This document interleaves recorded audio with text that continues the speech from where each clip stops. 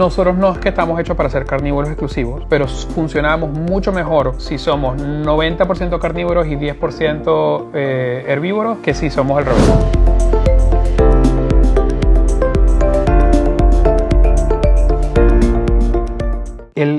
La pirámide cambió. ¿Qué fue lo que cambió? ¿Cuál es el misterio ahora con esto? Cuando se creó la pirámide original, ¿verdad? Era principalmente ponían en la base de la pirámide, ponían muchas cosas que eran en calorías, baratas, accesibles, todo el mundo las tenía. Tenía que ver con la economía, tenía que ver con la economía del país, tenía que ver con la economía de las familias, y esas son las personas que estaban haciendo todo esto del diseño de cómo se hacía la alimentación. Particularmente, incluso compañías que tenían que ver con agricultura eran las que estaban diseñando cómo iban a diseñar cómo iban a crear la pirámide alimenticia. Entonces, si tú veías, tenían algo así como 6 a 11 servings, que son porciones de pan, arroz, cereales, pasta, ¿okay? Que no tienen nada de malo en el sentido de, o sea, individualmente no tienen nada de malo, pero cuando estás haciendo que la mayoría de tu alimentación va a ser basada en esto, creó grandes problemas alimenticios y de salud en la generación que vino antes de nosotros y esta generación. Por supuesto, prácticamente todo el que ha estado en el mundo de nutrición de los últimos, 15 años, sabe que lo que le decían a tu abuelita de no puede comer la yema del huevo y no sé qué cosa, y que todas las grasas eran malas, y que todo iba a tener que ser fat free, que la leche tenía que ser sin grasa y todo eso, ya, o sea, obviamente hace 20 años se dieron cuenta que eso era tremendo error y fue gravísimo y todo lo demás, y creó muchísimo más problemas de salud y de problemas metabólicos. Pero de eso se basaba la mayoría de nuestra dieta, porque nuestra dieta, primero, la industrialización empezó a crear muchos productos que eran muy ricos en harinas procesadas. Incluso si tú comparas nuestros granos enteros, porque aquí dicen, no, es que si granos enteros, whole grains versus procesados, pero es que nuestros granos enteros, igual en los Estados Unidos, son una basura comparado con otras partes del mundo. La dieta americana se volvió una de las peores dietas. Tenía de todo. Aquí nadie pasaba hambre, pero la dieta era tan mala para nosotros que una de las pocas cosas buenas que yo creo que este señor Robert F. Kennedy ha dicho, y que me perdone, pues yo, o sea, esperaba que hiciera más especialmente con esto de la alimentación, es que nuestra alimentación en Estados Unidos tiene que cambiar. O sea, la alimentación en Estados Unidos es terrible. Y esto es por lo menos un paso positivo en que empezamos a cambiar esa mentalidad de es que hay que darle cereal de arroz a los niños. No, a menos que tengas mucha pobreza y eso es lo único que te dan y te lo dan en la bolsa CLAP. Pero habiendo en este país la capacidad de darles tantas otras cosas que son muchas mejores comidas y comidas mucho más nutritivas, no tiene ningún sentido. Entonces, después de todas las azúcares refinadas y de todas las harinas refinadas y de todos los carbohidratos y de todo, es que después empezaban que si las frutas y las verduras, que al final todo el mundo también sabe que las frutas tienen que ser en moderación por la cantidad de azúcar. Y después hacer los lácteos y apenas arriba, que si el huevo, el pescado, no sé qué. Y entonces, y las grasas eran como de 1000 en 100. Esa pirámide fue tenía su propósito, y quizás con las mejores intenciones, digo yo, en su momento, pero obviamente causó mucho problema. También porque había menos. Y de nuevo, cuando es lo que hay, los países pobres, que yo siempre no, el Cerelac es las peores comidas que uno puede comer. A mí me encanta, por cierto. Y cada mamá que va a la clínica que me dice, no, es que ¿cuándo le puedo empezar a dar Cerelac a mi bebé? Yo le digo, bueno, cuando estés muy pobre, te estés muriendo de hambre y el bebé no tenga más nada que comer y lo único que se puede alimentar es con Cerelac, le compra Cerelac. Pero mientras viva en Estados Unidos, no creo que eso nunca te pase, ¿okay? Y lo digo un poco como burlón o un poquito fuerte, pero es que en verdad, o sea, de nuevo, como alguien que le encanta el Cerelac, y yo creo que yo tomé tetero sobre el Cerelac como hasta los 4 años, me encantaba. No sé si tanto, pero me encantaba el Cerelac. Yo sé que es como decirle, no, que le voy a dar Coca-Cola. O sea, que a un niño le guste la Coca-Cola no va a decir que le vas a dar Coca-Cola siempre. O sea, todo el mundo entiende ese concepto, pero en cuanto a Cerelac o a leche nido, en todo caso, también es una cosa terrible, leche en polvos, pero son tan malos pero era la manera más barata de alimentar a los niños. ¿Y qué quieren todas las mamás? Que los niños estén gordos. ¿Por qué? Porque los niños antes, cuando no estaban gordos, no duraban las épocas de sequía y las épocas de hambruna y se podían morir. Entonces tú querías tener un niño gordo porque entre más gordo estaba, más chance tenía de sobrevivir. Eso ya no es una realidad. Entonces, obviamente, ni el Cerelac, ni el cereal de arroz, ni esas cosas deberían dárselas a los niños. Punto. Excepto si lo estás tratando como si fuese un postre, de la misma manera como tratarías un helado de chocolate, que prefiero el helado de chocolate que el Cerelac, o que si estás tratando, no sé, un postre, una natilla, una cosa así, pero no es que es un alimento que tú deberías darle a los niños, a menos que estés pasando por una situación económica que eso es lo único que te alcanza. ¿Okay? Pero esa era la base de la antigua pirámide. Ahora, eso es como lo menos que tienes que tener en tu pirámide. O sea, al invertir esa pirámide, quiere decir que esos cereales, arroz, pasta, no sé qué tal, es lo que menos deberías comer y menos deberías darle a tus niños. Por ejemplo, casualmente lo comenté con mi suegro en estos días, y me dice, oye, pues yo como pan todos los días y él se para a hacer su pan todos los días, porque además lo prepara él mismo y todo lo demás. Yo lo entiendo, es algo sabroso, pero no es una cosa que es la base de nuestra nutrición. Entonces, ¿qué pasó? Ya ahora teníamos más comida, las comidas eran cada vez peores, cada vez las procesábamos más, tenemos unos tipos de granos que son particularmente malos y nuestra comida se fue poniendo peor y peor y peor, y entonces ahí sí es verdad que empezamos a tener más diabetes, más obesidad, más hipertensión, más problemas de colesterol, más problemas de todo, metabolismo, infartos y todo, porque justamente la dieta se basaba más que todo en carbohidratos.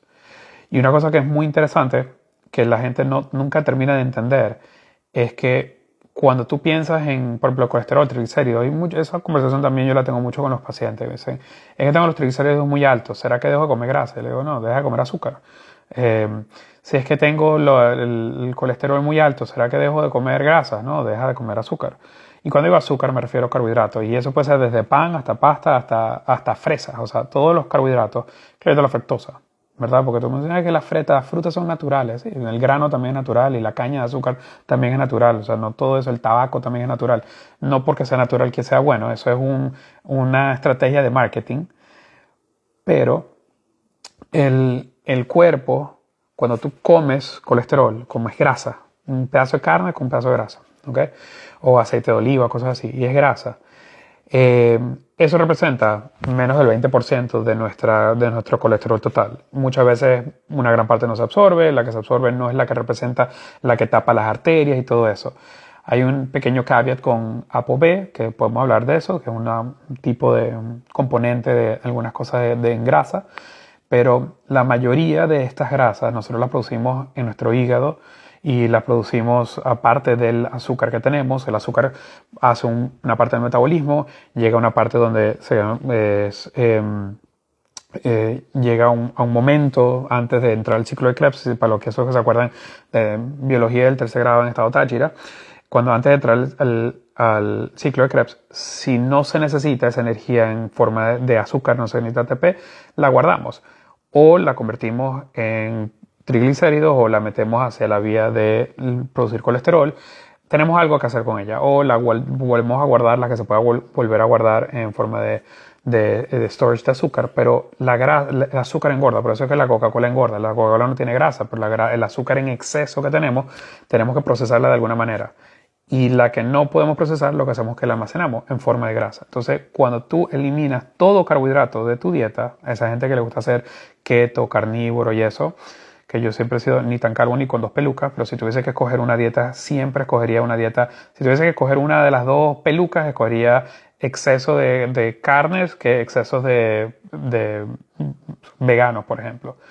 Aunque no tengo nada en contra de los veganos, pero eso es como una decisión personal. Es como el que dice, yo voy a hacer, me voy a abstener del alcohol, o me voy a abstener, voy a ser célibe, o voy a, no sé, lo que sea. Es una decisión personal, pero no puedes decir que es una decisión por salud. Me disculpan, pero no es cierto.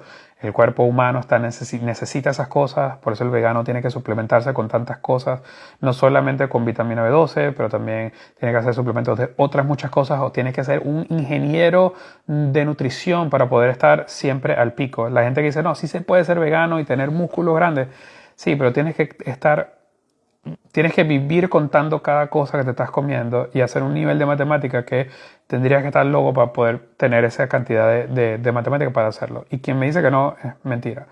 En cambio, el otro lado no es cierto. O sea, prácticamente no tienes que suplementar nada. Lo único es que el que hace dieta carnívora tiene que, en realidad, suplementarse con... O sea, tiene que comer la verdadera dieta carnívora, que es órganos. O sea, es hígado, es riñones, o sea, como la gente comía antes, es tuétano, el bone marrow, la médula ósea. O sea, esas cosas contienen toda la nutrición que el cuerpo necesita, excepto fibra. Y no es que los carnívoros necesitan fibra, no necesitamos fibra en verdad para nada, no es esencial para la vida, pero tiene unos efectos protectores, por ejemplo, para esa parte del ApoB y del proceso de colesterol del LDL. Entonces, no es malo tener esa suplementación de fibra si estás haciendo una dieta mucho más carnívora. Entonces, esa pelea siempre del Dr. Biter y de, no sé, Verdelicious y de el doctor que está en España, que no me acuerdo ahorita cómo se llama, que también es mucho de, por supuesto, todo es veneno y todo lo demás. Sí, todas las dietas extremas son malas. El humano está diseñado por 200.000 años de evolución en ser omnívoros. Comemos la mayoría de las cosas esas malas cuando no tenemos la opción, y nunca en la historia de la humanidad habíamos tenido la opción de decidir poder ser carnívoros exclusivamente.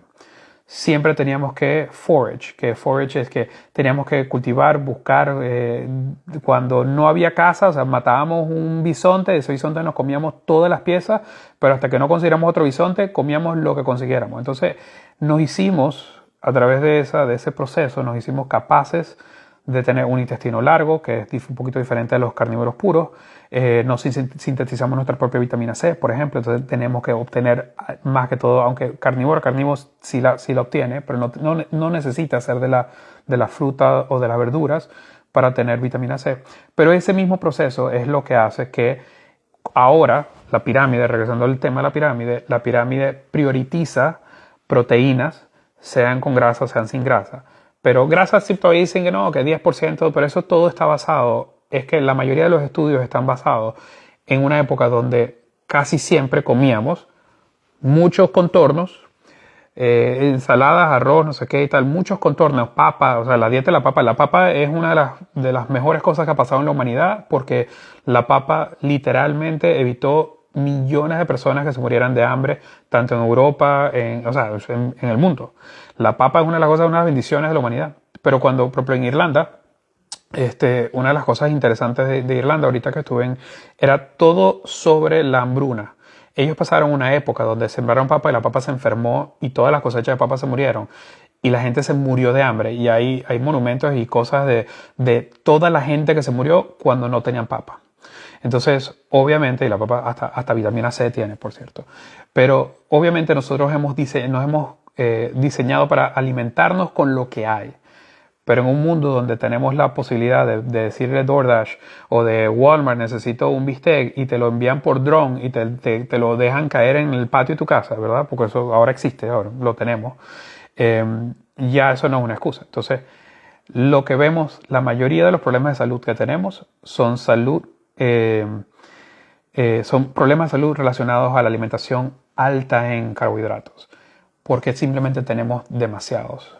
Si fuesen poquitos carbohidratos, pequeñas porciones, con mucho ejercicio, dieta mediterránea tiene un poco de todo, dieta en Italia tiene un poquito de todo, pero también si tú comparas, por ejemplo, la dieta de los inuit, de los esquimales, ellos prácticamente no tienen. Sí tienen un poquito, algunas ¿cómo se llama? Berries, y algunos que sí comen lichen, o que comen algas, o que comen la comida fermentada del estómago de las ballenas, o sea, que donde tenían algunos plancton, algunos peces, una cosa así. Pero esas personas prácticamente solo comen animal, solo comen pescado, solo comen ballenas, solo comen lo que cazan, y más que todo animal. Y no había historia de ellos que tuviesen problemas cardiovasculares. Y de nuevo, como digo, todas estas historias ni te cargan ni dos pelucas. Entonces, cuando hacían todos los exámenes en Estados Unidos, era ya basada en una dieta muy rica en carbohidratos.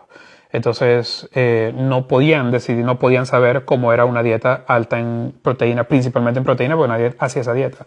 Y las dietas que eran muy, muy altas en proteína, como los Inuit, cuando introducimos dieta occidental a ellos, o sea que le empezamos a dar pizza, empezaron a tener, ¿cómo se llama? Infartos y esas cosas. Ahí es donde está el cambio. El cambio principal, pero es para que lo entiendan el por qué. Porque la mayoría de las personas no entienden, escuchan y de repente un video y sale uno diciendo ¿cómo es posible que hicieron eso? Que ahora están diciendo que comamos grasa. Mira, nosotros necesitamos grasa para nuestro cerebro, para nuestras hormonas, desde nuestras hormonas sexuales, y cuando digo sexuales, testosterona, estrógeno y todas esas cosas, pero nosotros utilizamos colesterol como parte de muchas partes de nuestro cuerpo. Cada célula de tu cuerpo está rodeada por una capa de grasa, ¿ok? Entonces, nosotros no es que no necesitamos grasa, necesitamos grasa.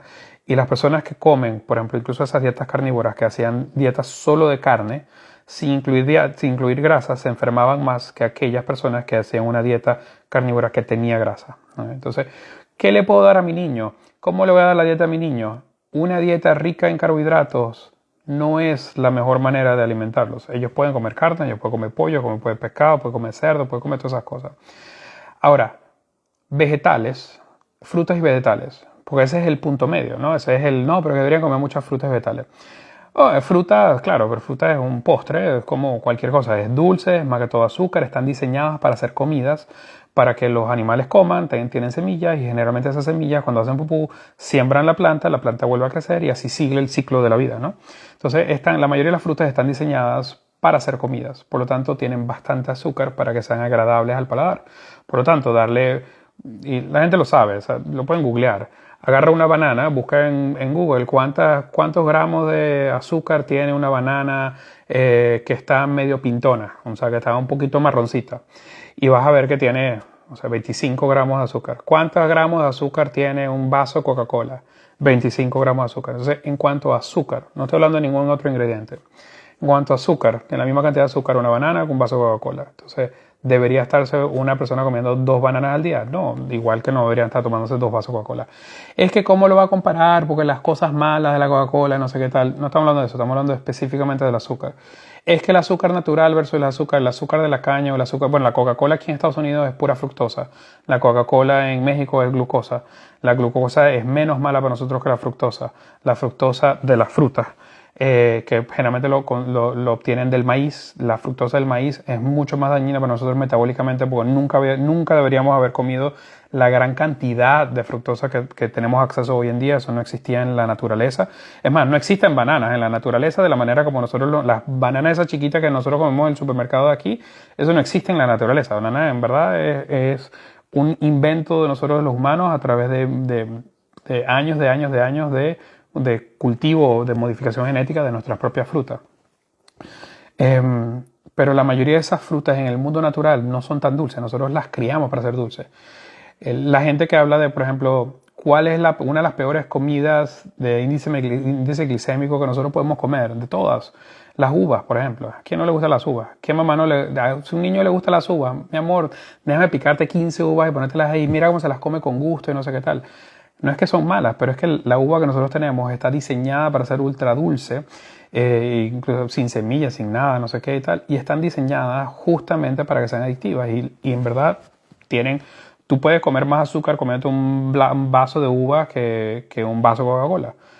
De nuevo, hablando específicamente del azúcar. Entonces, ese tipo de cosas, eso es lo que yo quería explicarles porque la gente no lo sabe o no lo entiende, no lo ve y es la razón base por la cual el cambio de mover las cosas que no son a base de azúcar para la parte de abajo de la pirámide y mover todo de la parte pequeña de la pirámide y mover todo lo que es proteínas, grasas, verduras, y no todas las verduras son iguales, vamos a hablar de eso, porque no es lo mismo una lechuga que no tiene ningún tipo. Lechuga es bueno, es agua, pero la lechuga es bueno para llenarte el estómago cuando no hay otras comidas presentes. Si antes tenías que, bueno, me voy a comer una buena lechuga y con eso me lleno, no es alto el rico en calorías, no tiene nada particularmente nutritivo, no tiene nada, pero bueno, saciedad, especialmente cuando hay deficiencia de otras cosas. Obviamente, hoy en día tú vas para Walmart y te cuesta más comer sano en Whole Foods y comprar una ensalada en Whole Foods que comprar un bistec en Walmart. Pero nuestro mundo ha cambiado. Entonces, calóricamente, energéticamente, no tenemos por qué estar comiendo. Kale es otro ejemplo. Mira, tiene mucho más nutrición, pero también tiene bastantes oxalatos y tiene otras cosas que no son particularmente buenas. Y la mayoría de las hojas, a pesar de que tienen algunas cosas buenas, por ejemplo hierro, pero el hierro lo obtienes fácilmente de un bistec. No necesitas comerte un plato de espinaca para tener el hierro que un poquitico de carne te puede dar. Pero, por ejemplo, la mayoría de las hojas tienen otros fitoquímicos que son xenobióticos, que son químicos diseñados que la planta produce porque no quiere que uno se las coma. La planta no quiere que tú te comas sus hojas. La planta quiere que te comas las frutas. Si te comes las hojas, matas la planta. Si te comes las frutas, esparces la semilla. Entonces, las plantas producen químicos que están diseñados para evitar ser comidos. Y eso es importante entenderlo porque el hecho de que sí pueden causar reacciones inflamatorias y sí pueden tener problemas, que a pesar de que la gente... Y la mayoría de esos químicos nosotros hemos aprendido a poder tolerarlos simplemente tolerándolos, así como el alcohol o el picante. El picante es un ejemplo perfecto. El picante es capsaína, que es un veneno.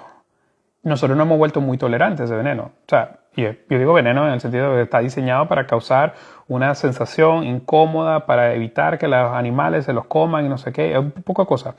Pero no es un sabor, es un tóxico o neurotóxico para la lengua que a la final la gente le agarró gusto. Yo particularmente no soy muy amante de nada que me haga llorar o que me haga que me corra la nariz o que se sienta como si me está quemando la boca, pero hay gente que le gusta que le den golpe, pues no sé. Así pienso yo de la gente que le gusta el picante.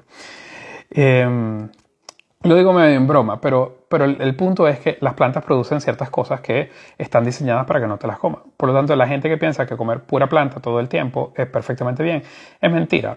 Igual que los hongos. Los hongos tienen cosas muy buenas, pero al mismo tiempo tienen cosas bastante malas. Y algunos de los expertos más expertos en hongos dicen, o sea, nunca deberías comerte unos champiñones sin cocinarlos bien primero.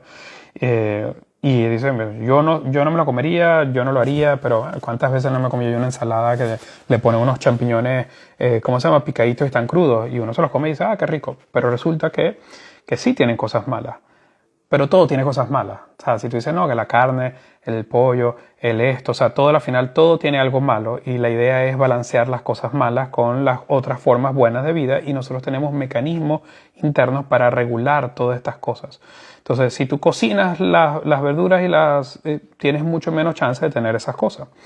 Entonces, la solución siempre ha sido una dieta balanceada. Pero la dieta balanceada hoy en día ahora parece ser mucho más de más proteínas e incluso hasta más grasas. Más proteínas y más grasas. Hay grasas buenas y grasas malas, hay verduras buenas y verduras malas, hay carnes buenas y carnes malas. Si tú comes unas carnes procesadas que tienen muchos nitritos que se los añaden y está muy cocinada, la carne es muy cocinada, tienden a ser mucho más dañinas para nosotros. Entonces, claro, además que es un insulto para la vaca hacer una carne bien cocinada. No, dámela a término así que esté negra como chancleta. Eso es un insulto a la vaca. Pero además te hace más daño comértela así. Entonces, todo tiene que ser ni tan calvo ni con dos pelucas. Pero no hay que enfatizar la dieta basada en carbohidratos. ¿Qué hace la dieta de este tipo de pirámide donde la inviertes y pones las proteínas y eso arriba? Una de las cosas que pasa es que el perfil de las personas que hacen ese tipo de dieta, donde dicen la menor cantidad de carbohidratos posible, y carbohidratos incluye muchas frutas, ¿no? Tu índice glicémico, tu resistencia a la insulina, tus triglicéridos, todo mejora. Tu HDL, que es tu colesterol bueno, que es el que inhibe toda la parte del colesterol malo y es una de las cosas que entre más alto tienes, menos riesgo tienes de tener problemas, sube considerablemente. El ejercicio también sube considerablemente, no es dieta sola. Pero si tú haces una dieta donde tienes un índice glicémico prácticamente nulo, todos tus números mejoran. ¿Cuál es el riesgo? Hay ciertos tipos de alimentos de carnes que tienen más sobre un componente que se llama ApoB, que cuando no está bien regulado puede causar problemas, daño endotelial y puede hacer placa. De todas maneras, la mayoría de los animales carnívoros tienen sus mecanismos de defensa. Nosotros también tenemos nuestros mecanismos de defensa, pero no son tan desarrollados como los leones y los tigres o los lobos, donde ellos no existe el problema de arteriovascular. O sea, no hay placas arteriovasculares, a menos que, igual, por ejemplo, en los perros, que los alimentas con pura pepita y es todo puro carbohidrato prácticamente. Los perros aquí sufren de algo que no sufren en la naturaleza, porque en la naturaleza ellos nunca comerían lo que nosotros les damos a nuestras mascotas hoy en día. Entonces, nosotros también tenemos esa capacidad. Entonces, no es las grasas lo que nos hace daño, es como nuestro cuerpo la procesa.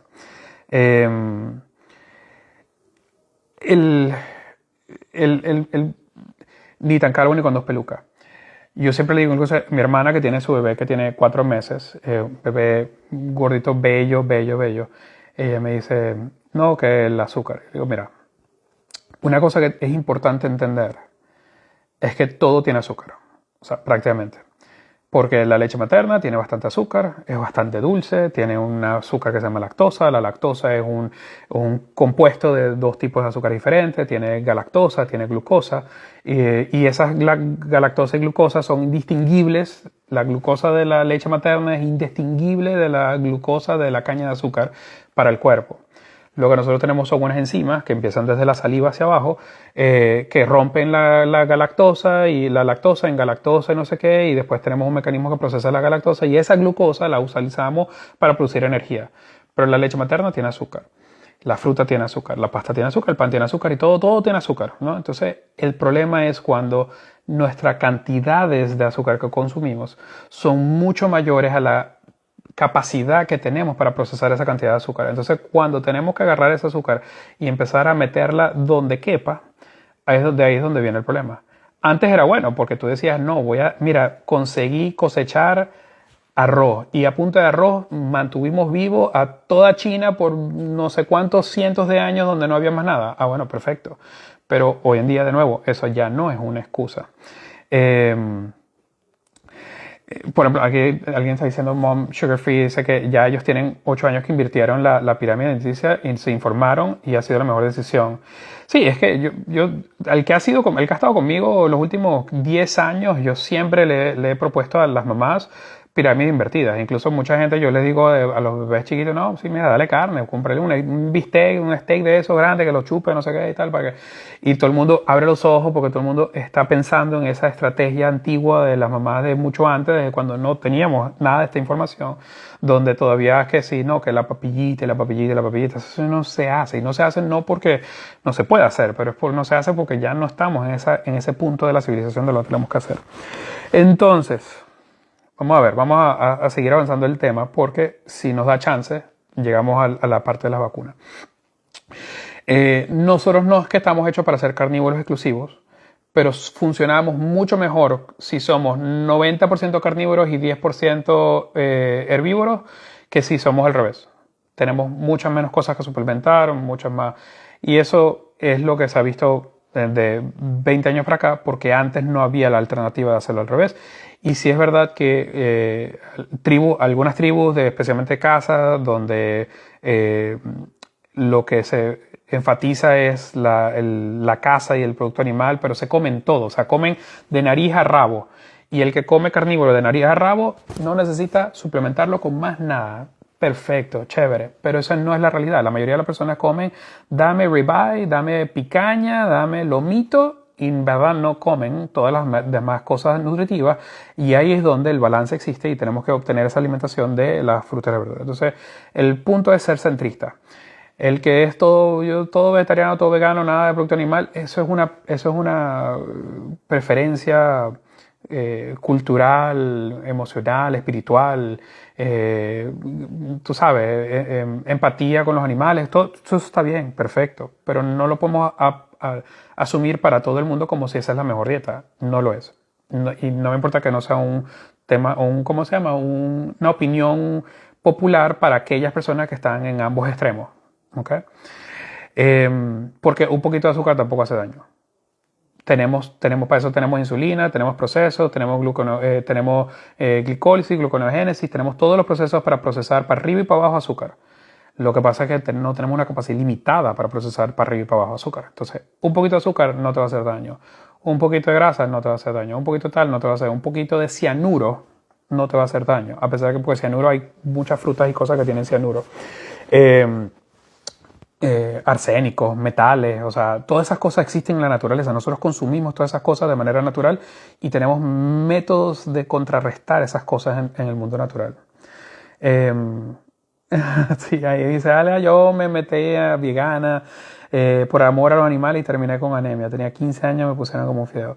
Sí, yo tengo mucha gente muy conocida, muy cercana que trató eso de la dieta vegana y no le fue para nada bien y le fue súper mal. Y hay gente que yo aplaudo a la gente que le va bien, pero eso es como la gente que corre maratones y vive esa vida, no sé qué, pues, bien por ellos. Yo no le tengo ningún particular de cariño a eso. Yo no soy un ejemplo de salud, no es que, pero una cosa es ser un ejemplo de salud y otra cosa es querer, no sé, hacerlo pensando que es lo saludable. O sea, y ese es el problema, de que nos convencieron de que eso era saludable simplemente porque la información está siempre transgiversada. Entonces, bueno, ya hablamos de las placas. Fibra. Hay diferentes partes o sea, las legumbres, muy buenas. Yo recomiendo legumbres, caraota, ¿cómo se llama? Arvejas, garbanzos, esas cosas. No, excelente. Eso lo puedes comer prácticamente sin ningún problema. A pesar de que tiene carbohidratos. Aguacate, tiene carbohidratos, pero es una excelente fuente de otras cosas. Entonces, si hay alimentos, aceite de oliva también. Ahora, aceites de otras semillas. Todos sabemos que son muy malas.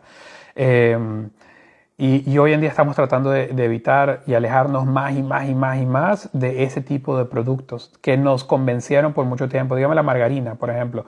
Nos convencieron por mucho tiempo que la margarina era mejor que la mantequilla y hoy decimos, no, mira, mantequilla para todo el mundo.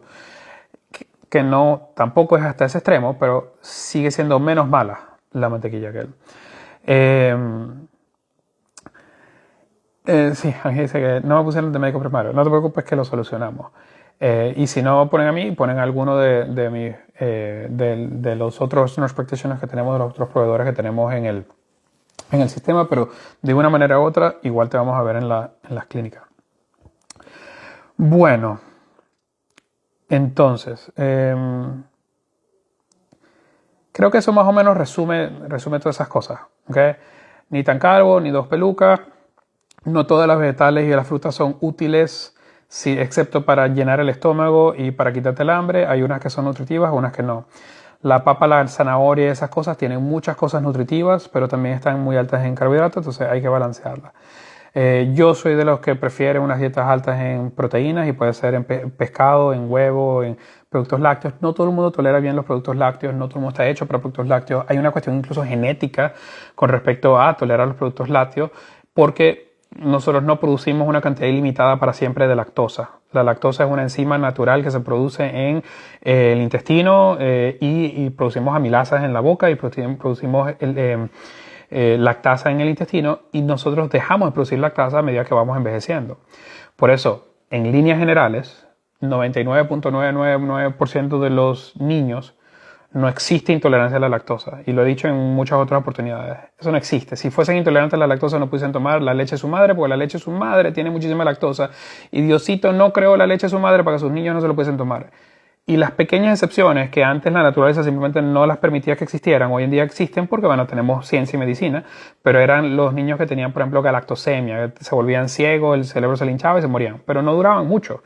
Pero 99.9% de los niños en el mundo pueden consumir lactosa sin ningún problema. Eventualmente, a medida que van envejeciendo, y generalmente es en la adolescencia tardía, es que empezamos a producir cada vez menos, dependiendo. Algunas personas las producen para toda la vida, y hay cuestiones genéticas escandinavas y cosas así, caucásicas y eso, donde ellos empezaron a criar vacas y la primera gente que empezó a criar vacas y tenía acceso a leche todo el tiempo, tienden a tener adaptaciones especiales para tener lactasa para toda la vida. Pero la mayoría de nosotros no somos necesariamente así, aunque somos muy mezclados con europeos.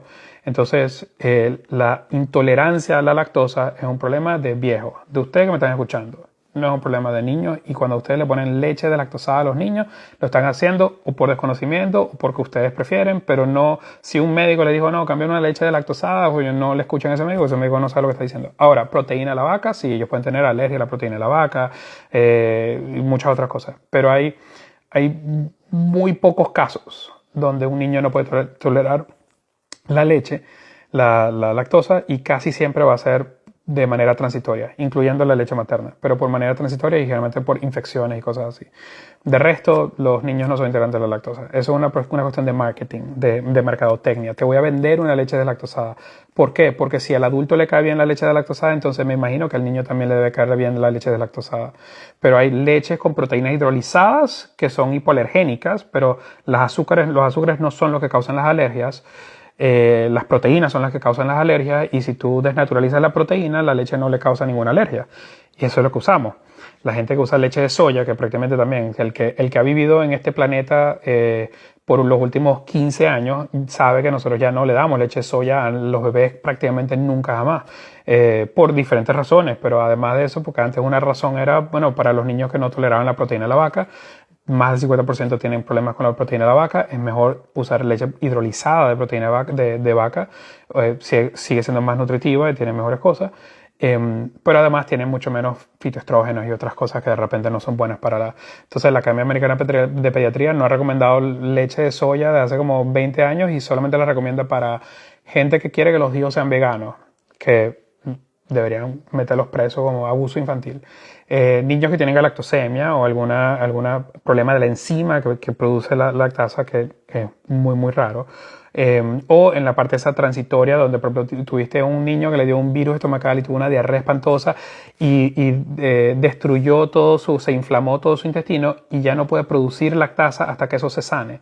Pero eso eventualmente va a sanar, 1 semana, 2 semanas, y ya eso sana y ya vuelve a producir lactasa y no pasa nada. Entonces, eso es importante que ustedes lo sepan. La leche cabra también tiene lactosa, también tiene proteína. La proteína es diferente a la proteína de la vaca. Mucha gente en muchas partes del mundo toma leche de cabra. Yo no tengo nada en contra, no puedo decir nada en contra de la leche cabra, excepto la leche de cabra es particularmente mala en la parte del hierro. Nosotros tenemos un cierto miedo a la leche de cabra por la cuestión de anemias, y esas anemias son importantes, y esas anemias pueden causar problemas de desarrollo cerebral, porque la anemia, nosotros le damos el hierro y producimos nuestra hemoglobina transporta el oxígeno de los pulmones al cuerpo. Y una de las máquinas de nuestro cuerpo que más necesita oxígeno es nuestro cerebro, y niños que sufren de anemia tienden a tener muchos más problemas de desarrollo y de desarrollo a tiempo comparado con niños que no tienen anemia. Entonces, por eso anemia suele ser importante, y por eso la probamos al año, la volvemos a probar a los 2 años, porque justamente en el momento donde más se necesita hierro para poder desarrollar el cerebro, necesitan grasa y necesitan hierro, porque necesitan desarrollar su cerebro. Entonces, ese es el tiempo donde deberían estar consumiendo eso. No es lo mismo la cantidad de grasa que necesita un hombre de 45 años que un niño que está triplicando su número de células casi que cada 2 meses, se está duplicando en persona. Entonces, esa persona necesita demasiada materia prima para poder crecer, y una materia prima importantísima es la proteína y las grasas. Entonces, la leche cabra, el problema de la leche cabra es ese. Causan anemias terribles, a menos que sea fórmula. Si es una fórmula de leche de cabra, generalmente vienen fortificadas al nivel estándar de los Estados Unidos para tener hierro, o sea, tienen que añadirle una gran cantidad de hierro para que esa leche pueda ser vendida en los Estados Unidos. Un ejemplo es, por ejemplo, la leche de cabrita. Creo que Kendamil también tiene una leche de cabra, y la leche de cabrita es una leche que viene fortificada hasta el punto donde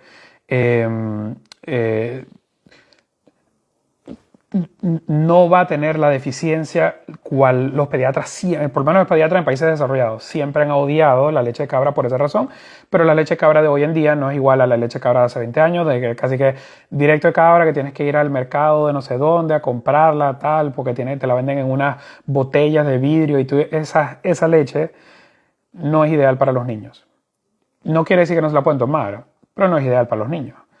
Es como el fororo. Fororo No es que no me lo pueden comer. A mí me encanta el fororo y cuando hacen fororo en mis doctoras y trabajadoras en la clínica, hay unas que producen, que hacen un fororo y cuando lo llevan, uff, buenísimo. Pero eso es una bomba de azúcar. Pero no porque sea sabroso quiere decir que a los niños le va a dar eso, pero es altamente altamente calórico, pero no nutritivo. Entonces, esa es la parte de la alimentación que tú tienes que entender que una cosa es que engorda y otra cosa es que nutra. ¿Okay? Entonces, por aquí veo que a alguien le recomendaron leche de cabra, pero que huele asquerosa y me quedo con la leche entera. Eh, la leche de cabra la leche de cabra huele feo, pero mira, la leche esa que usan, que yo no se la recomiendo ni mis peores enemigos. Bueno, si una mamá me cae muy, muy mal, yo le digo, mira, vas a usar Alimentum. Le vas a dar Alimentum a tu bebé. ¿Pero por qué? Esa es la leche que tú tienes que darle. Me tiene que caer muy mal para yo recomendarle una leche como Alimentum. Huele horrible, sabe espantoso, los buches son asquerosos, el pupú huele terrible. O sea, pero si la mamá se lo merece, Alimentum para el bebé. Lo digo en broma porque yo no lo uso para nadie y no se lo recomiendo a nadie, ¿verdad? O sea, así tendría que ser. Pero a muchos pediatras, por cuestión de mercadotecnia, vamos a darle Alimentum a ese bebé. ¿Por qué? Porque Alimentum a nosotros nos regalan Alimentum, nos los llevan para el consultorio, nos los ponen ahí y dicen, mira, aquí usa para tus bebés que tienen alergia, usa esto porque no le va a dar alergia. Es verdad, no le va a dar alergia, pero huele espantosa. Hay alternativas. Hay alternativas que no huelen tan mal y que no saben tan mal. Pero esa es la que nos regalan en las clínicas y a nosotros nos hacen mucho mercadotecnia de esa leche. Pero es una maldad, es una maldad. Coman carne, coman mantequilla, coman leche, coman huevo, coman pescado, DHA, taurina, esas cosas son importantes, no la van a obtener solamente de dietas veganas, tienen que obtenerla de producto animal. Si no las quieres obtener de producto animal, tienes que ser una persona de esas que tiene su spreadsheet, su cuestión de dónde voy a obtener todas estas cosas y suplementarte y tus pastillas y tu tofu fermentado de no sé qué cosa y todas esas cosas locas que usted tiene que hacer, pero para la gente común entiendan que cereales, arroz, pasta y no sé qué son completamente innecesarias para nuestra dieta, no nos dan absolutamente nada excepto que son sabrosas y así es como lo tienen que ver. ¿El Pediasure compensa? No, mira, el Pediasure es otra cosa, no coma cuenta como huevo. Sí, el huevo es una de esas super comidas que tienen de todo. Mira, por ejemplo, aquí están hablando de que se aporta el Pediasure compensa. Mira, el Pediasure es una de esas cosas que también es mercadotecnia.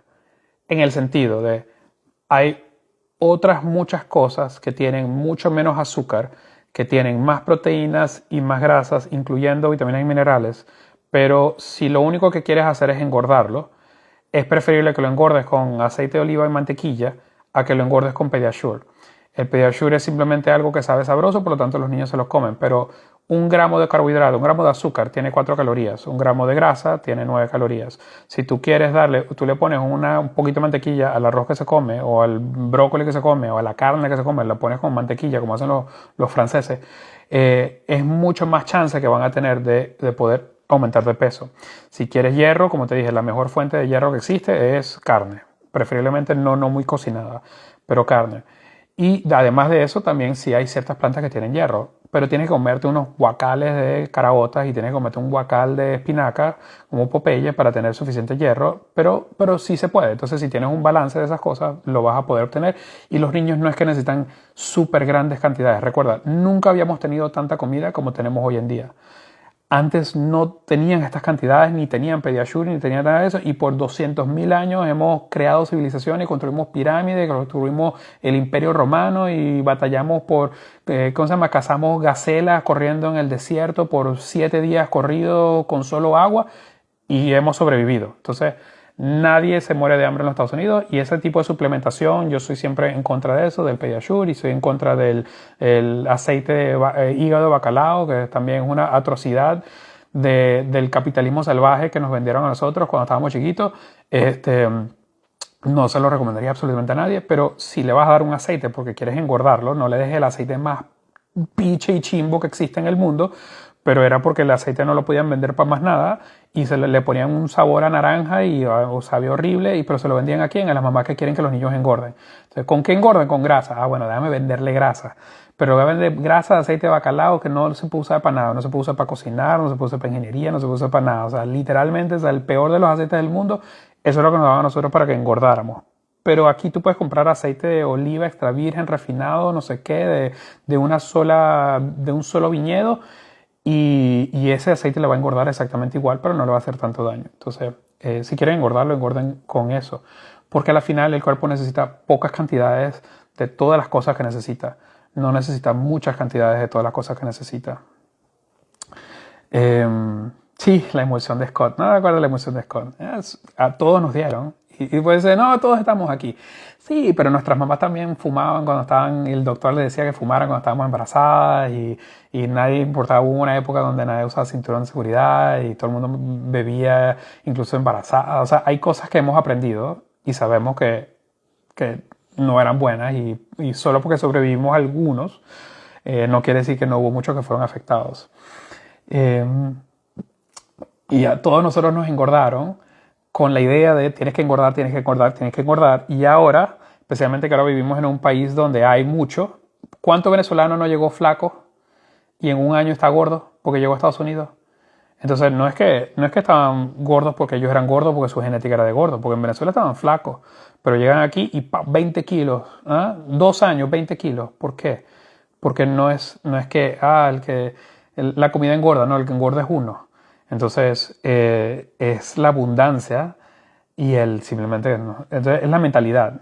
La mentalidad de nosotros es lo que nos hace, porque a nosotros nos criaron y nos programaron para tienes que engordar, tienes que engordar, tienes que engordar.